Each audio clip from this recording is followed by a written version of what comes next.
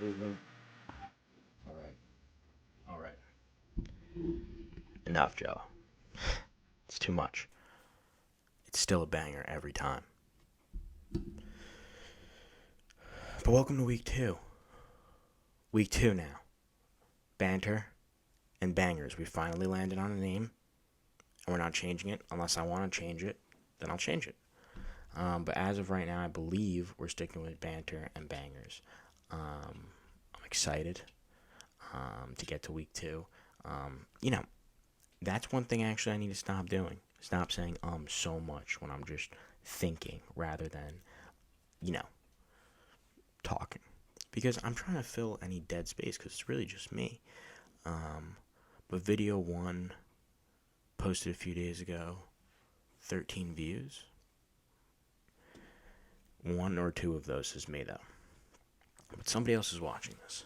So thank you. I appreciate that if you're watching. But we're here. Like I said, Banter and Bangers, episode 2. We're going to be talking about the last UFC card, UFC 311. There's not a UFC card coming up. There's PFL, Bellator, Dubai Series, who knows. But we'll definitely talk a little bit about that. But mostly recapping the card. There's been some news recently with some of the people that we'll definitely get into. There's been some retirements, some announcements of only one more fight. But either way, we're going to have to get into all of it. So, first of all, let's go to 311. The card, pretty sweet. It's a pretty sweet fucking card. Started with the early prelims. Now, little background for you guys. I was supposed to be out and about during this card. Another party, invited to. Had a party the night before. Was going to go back-to-back nights partying. Which, used to be no big deal. But nowadays, it's a lot. But what we decided to do, actually, is because of a previous injury, I had, I think what happened is when I was fighting a grizzly bear the other week, must have gotten me with the scratch or something. Now that I think about it, could have been the grizzly bear, could have been the great white that I encountered in my weekly cold plunge in the ocean, because it's really good when it's single digit degree temperatures here. That's when you really feel the healing of the cold plunge. But yeah, so that flared up again Saturday. Had to go back to the doctor, get some more medication. So your boy was watching from early prelim 1. And why was he doing that? Because member of Team Nurmagomedov, Tagir Ulanbekov. I'll say that again. Tagir Ulanbekov. That could be wrong, but phonetically, that is correct. That's how you say it based on how you spell his name. That's what phonetically means, if you don't know. I was watching him because Chaboy was in my parlay. If you follow me on Twitter, where this is going to get posted, you saw the parlay before. Spoiler alert, it fucking hit. And yeah, I know they're not plus 1,000, but plus 400, that was a lock? I mean, a lock? All right, so again, let's not get into it. But he was, I believe he was around minus 400. I'm going to post the bet slip as a little edit, but just so I can look at it right now. But I believe he was plus 400. Like I thought Islam was for sure going to win. I wasn't sure about Umar, but I was positive Khabib was not going to let himself go home with a losing record. So I knew that this guy was going to win too. And so, like I said, first leg of the parlay, so your boy was watching from the first prelim, the early prelim. And, I should have probably put him in by decision to up the value, but he's too good. It was just like he could have subbed him, maybe. I don't know, before the fight, but watching the fight, it was never really, he was never really that close to finishing him, but had him money line. And then we go to Ricky Tercios and Bernardo Sopaj. I mean, what a fucking war. If you had that to not go to decision, you were pissed because Sopaj was just laying it on Tercios. But Tercios became a fan favorite from how hard body he was going. And I think that, both of their stocks rose. And then we had another undefeated fighter, Rinya Nakamura, versus Muin Gafurov, I think. One of the many undefeated fighters this night to lose. First was Clayton Carpenter against Tagir. Second is Rinya Nakamura. And if you watch the card, you know that there's a few more after that. So then, after that, upset alert. I really did think Carol Rosa was going to be able to take this one over Eileen. Yes, I know Eileen's been hot, but most of me thinks that she's hot as in she's been winning. But I thought, fuck, like, she's been twerking. That's why she's getting this opportunity. That's why she's on early prelims of a pay-per-view. But, gotta give it to her. She absolutely dominated, and I did throw out on my Twitter again, Carol Rosa straight bet. Did not hit. It was for her to win by decision, so it did go to decision. But for the fight to not go to decision was, very, very low odds. And that's why it was also in my parlay. There was never a chance that fight was going to be finished. And when you watched it, you thought the same. You knew that was going 15 minutes. So that was minus 400. Going back to Gear was minus 330. So those were the first two legs of the parlay, and they cashed with relative ease. And so, again, that was the end of the early prelims. We had a not-so-competitive fight with Tagir, dominating Clayton. Then we did have a banger of a fight, but Sopaj never looked in trouble. Then a huge upset with Gafarov over Rinya. I don't know if really it was a huge upset on the betting lines, but,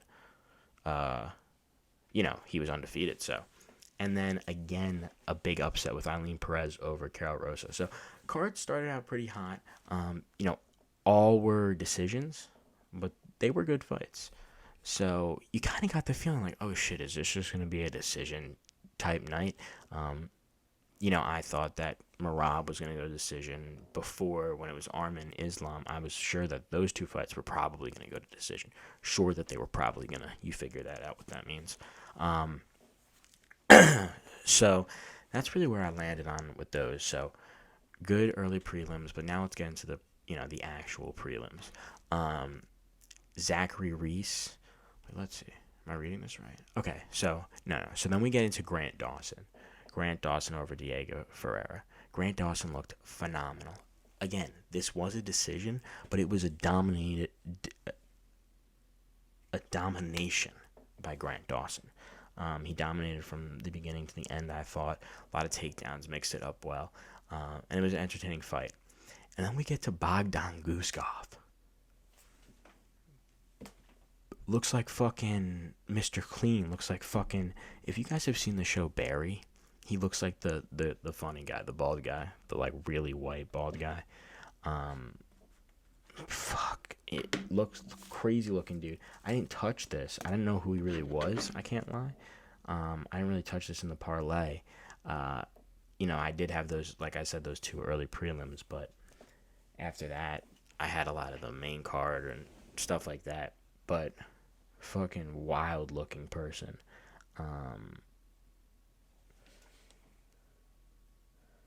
But that's why you watch MMA, because then you get out there and submitted Billy Elikana in round 2. And then we do finally get to Zachary Reese.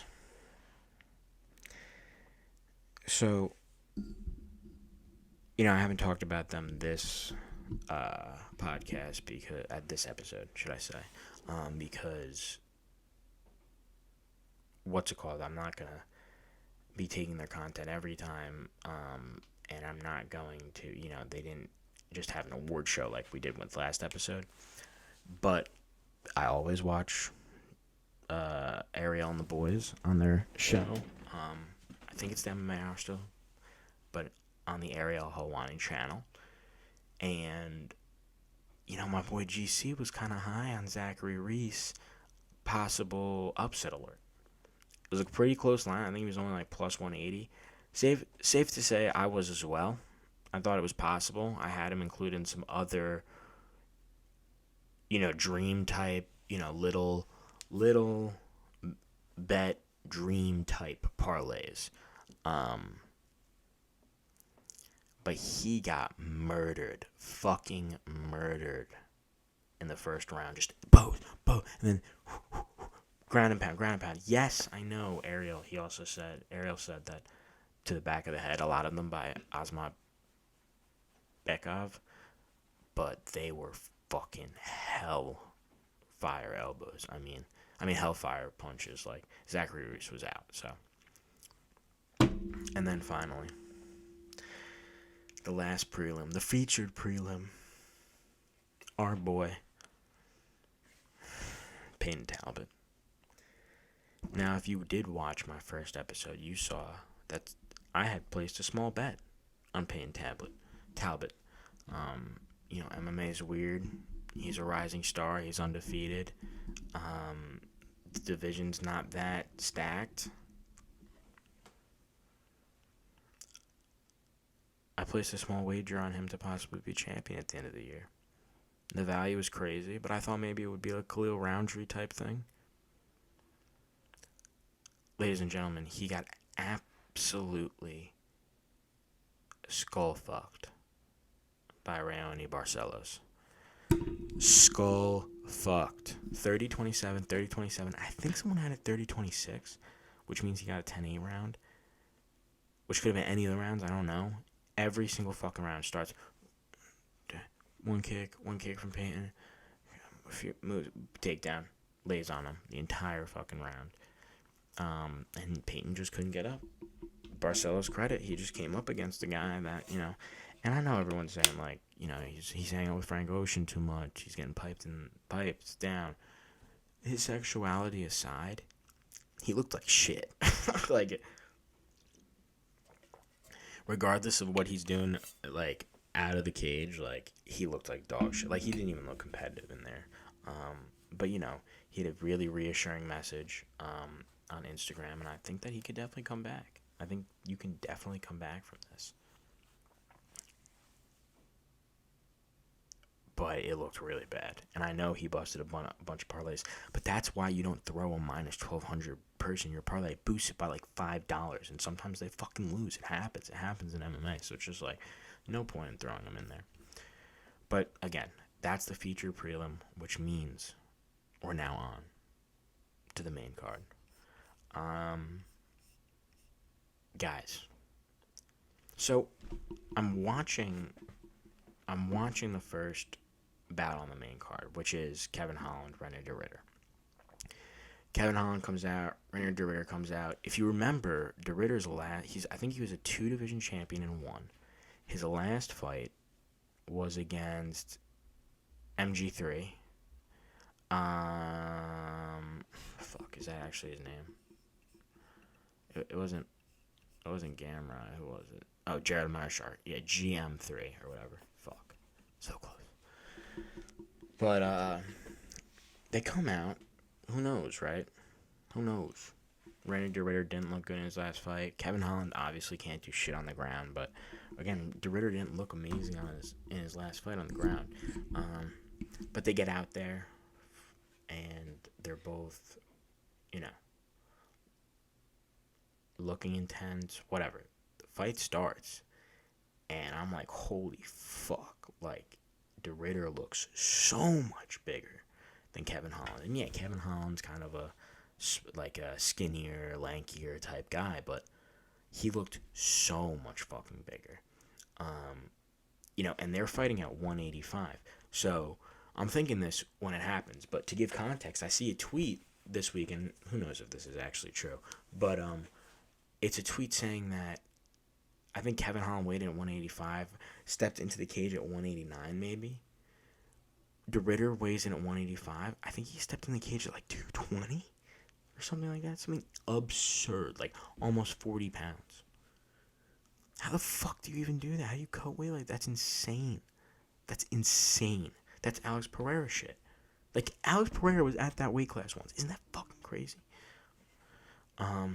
But yeah, so as soon as de Ridder gets his hands on him, it was over. He brought him to the ground, choked him out, Holland tapped, but it was never close. But it's just one of those things where if someone that much bigger than you can get their paws on you, there's nothing you can do. It's impossible. Literally, there's nothing you can do. And he got manhandled on the ground. Nothing different than many other fights, but manhandled on the ground.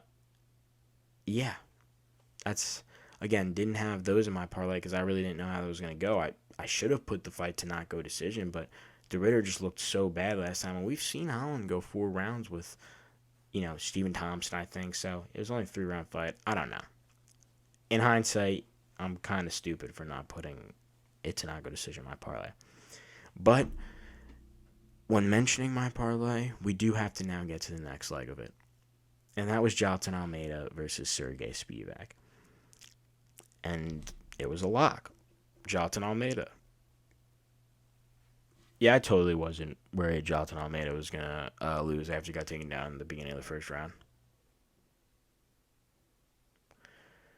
Terrified. I mean, Jailton Almeida has let me down before when he did not submit Derek Lewis. And I did have him by submission, and again, another fairy tale parlay that was already ruined. But when Spivak came out and took him down in the first round, I actually almost lost my fucking mind. I texted some of my boys that tailed my parlay. I was pissed. I was like, holy shit, he's gonna ruin the parlay right here. But then he got back on top, ground and pound, got the KO. Right before the second round, which was very good because I didn't want to see that continue to go because I don't even know whose round that would have been. Probably Almeida, but it didn't start out good for him. But not crazy exciting. It was good to have a finish instead of a decision, but not overly exciting. And that's why after a fight like that, you throw in the most exciting man in the sport. You heard it here first. The most exciting man in the sport. And that's Yuri Prochazka. I was watching the MMA Hour, and I think only one of his fights in professional MMA ever have gone to a decision. I mean, and even, this fight was in round 3. The fight against Teixeira was in round 5. He might get to the last round, but it seems like he's always going to either get a finish or get finished. I mean, he only has 5 losses, so.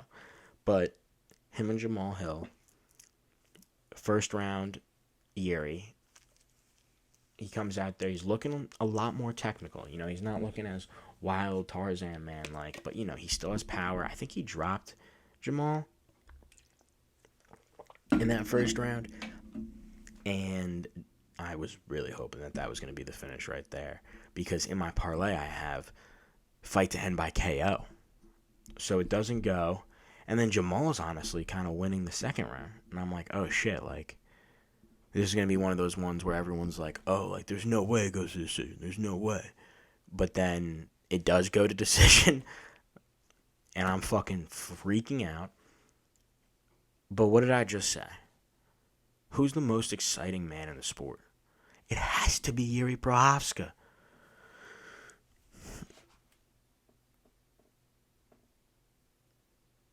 When he just stares like that, it's fucking insane. Terrifying. He's out in the mountains, he's in waterfalls, he's fucking fishing and shit. Dude's an absolute animal. So what does he do? Round 3, he's not going to let this go to the judges' scorecards. He goes out there and he TKOs Jamal Hill. And I was going fucking nuts. Hopefully one day this can get good enough, big enough where I can watch fights and shit on live or something because I was going fucking insane. But dummy. But again, to the Ninja Warrior, thank you so much because like I said, that was after Jailton Almeida, the 4th leg of my parlay. And now we have only 2 left. And what did I say to you before? If this fight had been if the main card had been Islam versus Armin and Marab versus Umar, I would have probably thrown Mega Max units on just a 2-leg parlay for both of those to go the distance, because it probably would have been plus 100 or something. But when Moicano steps in, oh, and again, if you're not aware, you know, Armin pulled out the night before due to back injury when he was cutting weight. So Moicano, who was slated to fight Dariush on the main card, gets pushed up into the championship bout. And once that happens, man, Islam's so fucking good. If you're not training for him for a full camp, I just don't. And Moicano's been on a run, but he's just not been fighting anyone near Islam's level. So I was really wary. I did not think that was going to go to a decision, obviously. So when that comes out, Islam's too much of a favorite. I know he's going to win. I had to put him in it somehow. So, but to go in order, I still did have the next leg being Marab and Umar Nurmagomedov. And what happens in that fight? Umar comes out. He looks great. Again, this is an undefeated Umar Nurmagomedov, a disciple of Khabib, as is Islam, as was Tagir at the beginning of the card in the early prelims. And he looked fucking good. You know, when he fought Sandhagen, I knew he won, but he didn't look as good as I would have thought, because I thought Sandhagen was doing really well, especially with takedown defense. And then the striking I thought was kind of even. Again, probably Umar was better. Maybe I was being a little biased. But Marab, man, like, he goes down those 2 rounds at the beginning and Umar looks good. And then the switch just flipped. Third round, he comes out, he gets a fucking takedown. Might have been his first, maybe his second of the fight. And from there, it was just the cardio, the machine. He was unbeatable. Umar really couldn't do shit. Marab was taunting him, taunting the corner.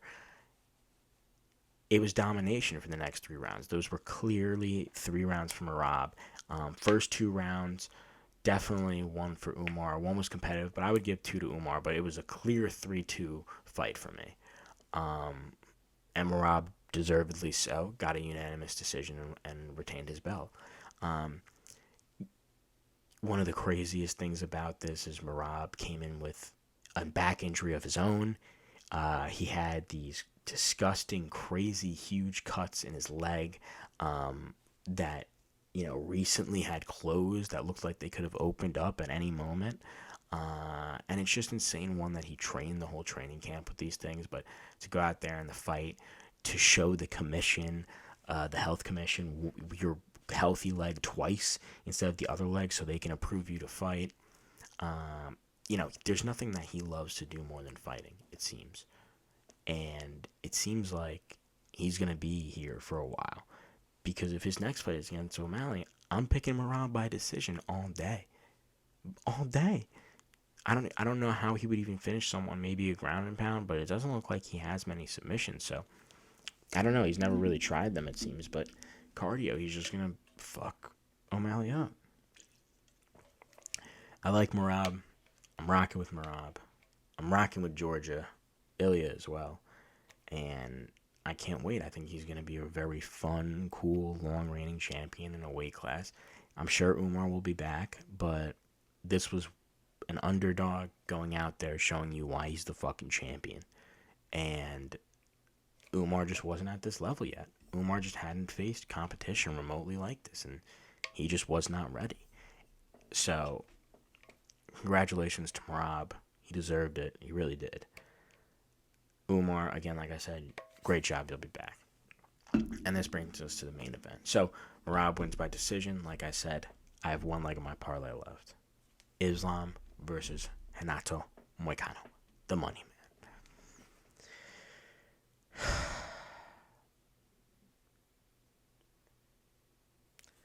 It's brutal because I love the money man. You know this if you watched the last episode. I had him as, I think, my breakout fighter of the year. Maybe comeback. One of the two. Something like that. He's incredible. He's incredible on the mic. He always talks about money. He's the money man, but he like talks about banks and Bitcoin and money. If you've never watched him, he has an incredible podcast. Whenever he makes an appearance on podcasts, I'm all for it. I love it. And that's what we have here. We had a guy that everybody likes, everybody's rooting for, versus the man at 155, and that's Islam Makhachev. And I knew, like I said, Islam was going to get the win. I didn't know how, but I knew it was going to be inside the distance. And with a minute left in the first round, after not a very competitive first round, with Hanato already being taken down, Islam locks in his signature Darce choke, the hand around his arm, around his wrist type, and Hanato tapped. I mean, there's no getting out of that. Islam is ridiculously strong. He's got you wrapped up like a boa constrictor, like a snake. It's ridiculous. It's ridiculous to watch. Again, another Khabib's disciple. So Khabib goes to 1-2. But like I said, I knew he was gonna win. I didn't know how, but I knew he was gonna be inside the distance. So last leg of the parlay is Islam KO or submission. He wins by that. The parlay cashes. Hopefully I can have it like up right here or something. Parlay cashes. And what a card. Ended up being better than I thought. Like I said, there was a lot of decisions at the beginning, but then the main card comes. One decision, which was very interesting, the Merab fight, and then submission by DeRitter, KO by Yuri, KO by Almeida, submission by Islam. I mean, you had your cake and you ate it too. You got some KOs, people getting fucked up, going out on their shields for the casuals, and then for the hardcores, you got Islam with his signature Darce, and you got DeRitter going out there and getting kind of a, I forget what they called it, but it was like not a rear naked choke, obviously. He was kind of on his side, so something cool there too. Just cool shit going on. But that's the end of the card, obviously. Some other honorable mentions that we got to talk about. It's just crazy to see a Khabib disciple get ragdolled like Umar did by Merab. I don't know if that'll ever be allowed to happen again. Umar might get fucking banished, but it is insane to see that fucking happen. I want to say that Islam is now my pound for pound number one over Ilya until Ilya fights. I think, again, Ilya is the best, and if he wins the next fight, then I'll probably switch him, but Islam just looks fucking unbeatable. Oh, you know what? No. Never mind. Because he just beat Hanato on short notice. Never mind. Ilya's still number one. Talbot, is he exposed? Is he whack? Again, no. I don't think so. I think he's going to come back and he's going to be fine. But he definitely needs to work on his takedown defense and his wrestling. Chris Weidman retires. Pour one out for the fucking All-American. He said retires from the UFC, so maybe we see him do something else, grappling, maybe a different organization, maybe GFL, maybe fucking boxing? I don't know. But again, All-American, what a fucking guy, what a champion. I mean, that clip of him beating Anderson Silva, that'll be forever. Unfortunate, way to go out with his last fight. I really wanted that to get to decision. But the fucking guy. Michael Chandler, he tweeted for the Islam fight. I don't know who and then he tweeted for Arman, I think, too. And Arman would rather fight Charles. It just seems like, Mike, why are you begging for these fights? You used to be the guy. Like, you used to be getting these crazy fucking fights. Do Poirier's last fight for him. Or some shit like that. Maybe Poirier wants someone easier, but that'd be sick. But you see Gaethje is with Hooker. Like, Arman probably wants to fight Charles, so it just seems like you're going insane, brother. McGregor's not coming back. I respect you as a man and father, though. I'm just a little confused by your Twitter. Amen.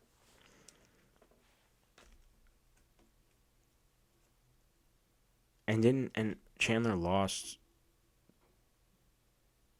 through Charles already. Twice. So. And then we get Poetan versus Magomed Ankalaev. And Justin Gaethje versus Dan Hooker announcement, like I just said. Justin Gaethje, Dan Hooker is a banger. I don't know. It could go the distance. Probably won't. But it's an absolute fucking banger. And it's going to be back and forth, back and forth, back and forth. At least I hope. And then Poetan versus Ankalaev. I'm telling you right now, I'm taking Poetan. If he's a underdog, which he is at the moment, you got to bet on him. It's the same thing with, like, Merab. Although he wasn't in the parlay. Him to win by decision was juice. So you got to think about that. But, and then, was there anything else important? Oh yeah. Like I told you all in both my articles and in the video last week, the Ohio State Buckeyes were going to be and are now national champions, cashing my future. What an incredible ride. Congrats to the Buckeyes. I can now stop being a Buckeyes fan, and I already have locked in my future for Clemson Tigers next year. That's where I went to school. I was there for the Trevor Lawrence Championship. I think this is the year. I think they can do it again. They got a ton of people returning. Lock it in if you want to ride with me. It's a while, I know. It's a long ways away. Unfortunately, there's no UFC card this weekend, so I don't know if I'm going to make a video. Like I said, there's the Bellator Champion Series. I'm not going to get much into that because I really don't know that many people. But we got another Khabib disciple versus Luke Hughes. Some people are saying it's Dagestan versus Ireland all over again. It's not. They have no, real animosity. They definitely want to beat each other to get the belt, but, obviously nothing like the previous stuff. But that's pretty much where we're at. I enjoy making these videos every week. I got to start getting them out earlier because it's Thursday. I'm going to go back and edit this, and I don't even know when I'm going to be able to post it. And it's been a week since the card. You guys, who's even watching for my reaction to the card then? It's been so long. You probably have heard other people's. You've seen everything. So I got to figure out a way to get these out faster. But, I'm trying. I'm going to make an Instagram soon, I think. And we're going to go from there. Last time I was able to go for over an hour, which was pretty sick. And this time we're at about a half hour. I got to stop. Like I said, I got to start getting these out faster. So that's what I'm going to do. I appreciate you all for listening. I should probably get some exit music too. Maybe I will. Maybe it's going to be edited in. I'm dancing to it right now. But I'll see you guys next week. Appreciate it. And check out the article. That's going to drop today, Thursday, on Twitter. So if you're watching this video and you haven't seen the Twitter, peep my article. Peep everything. Have fun this weekend. Drink responsibly. Swerve. Bend that corner.